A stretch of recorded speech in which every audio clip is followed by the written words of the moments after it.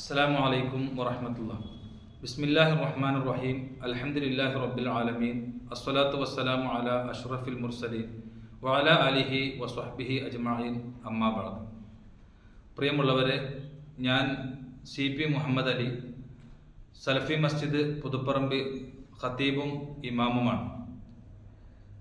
കേരളം മുമ്പ് ദർശിച്ചിട്ടില്ലാത്ത മഹാപ്രകൃതി ദുരന്തത്തിൽ വിറങ്ങലിച്ചു നിൽക്കുകയും ജാതിമത ഭേദമന്യേ സന്നദ്ധ സംഘടനകളും സർക്കാരും ദുരന്തബാധിതരെ സഹായിക്കുകയും ചെയ്തുകൊണ്ടിരിക്കുന്ന വല്ലാത്ത ഒരു അവസ്ഥയിലാണ് നമ്മളൊക്കെ ഉള്ളത്.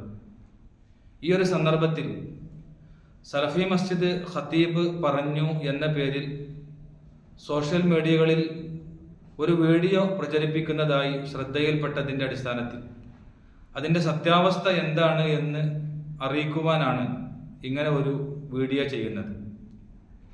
ഇന്നലെ, അതായത് 30/7/2024 ചൊവ്വാഴ്ച ളുഹ്ർ നമസ്കാരം കഴിഞ്ഞ് പള്ളിയിൽ നിന്ന് ഇറങ്ങിയപ്പോൾ സുഹൃത്തുക്കൾ ഒന്നിച്ച് അവരുടെ കാറിൽ കയറി തൊട്ടടുത്തുള്ള കടലുണ്ടിപ്പുഴ സന്ദർശിക്കുവാൻ വേണ്ടി പോയി.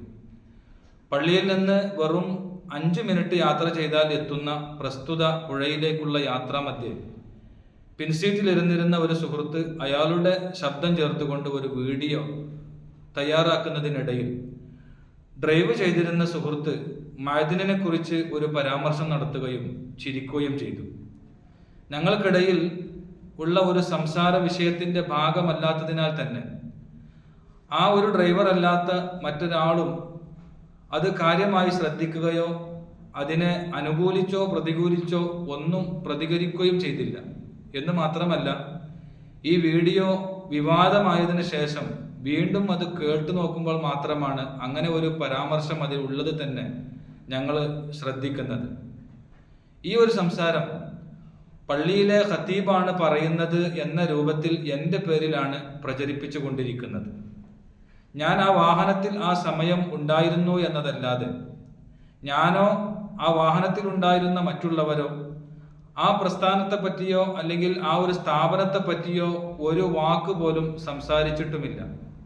മാത്രമല്ല, ആദർശപരമായി മറ്റു സംഘടനകളോട് പല അഭിപ്രായ വ്യത്യാസങ്ങളും ഉണ്ടാവാറുണ്ട് എങ്കിലും, അത് വെച്ചു പുലർത്തുന്നുണ്ട് എങ്കിലും, ഇത്തരമൊരു സന്ദർഭത്തിൽ എന്ന് മാത്രമല്ല ഒരു സന്ദർഭത്തിലും ഇങ്ങനെ ഒരു സ്ഥാപനത്തെ പറ്റിയോ അതിലുള്ള ആളുകളെ പറ്റിയോ ഒരു പരാമർശം നടത്തുക എന്നുള്ളത് ഒരു മുസ്ലിമിനും യോജിച്ചതല്ല എന്നുള്ളതും മാത്രമല്ല, അങ്ങനെ ഒരു നിലപാട് ഞാൻ അനുധാവനം ചെയ്യുന്ന സംഘടനയ്ക്ക് ഇല്ല എന്നുള്ളത് കൊണ്ടും തീർത്തും അത് ശരിയായതല്ല എന്ന് ബോധ്യമാവുകയും അത് പറഞ്ഞ ആളോട് അത് കൃത്യമായി ബോധ്യപ്പെടുത്തി കൊടുക്കുകയും ചെയ്തിട്ടുണ്ട്.